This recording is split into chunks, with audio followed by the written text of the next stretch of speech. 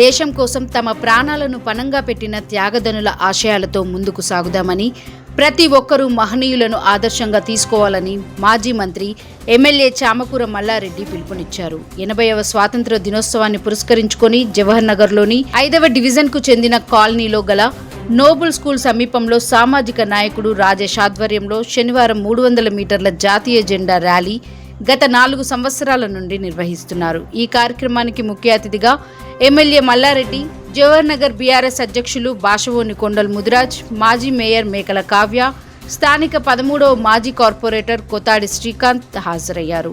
ఈ సందర్భంగా మల్లారెడ్డి మాట్లాడుతూ యువకులు సమాజంలో స్ఫూర్తి నింపే కార్యక్రమాలను నిర్వహించడం అభినందనీయమని అన్నారు.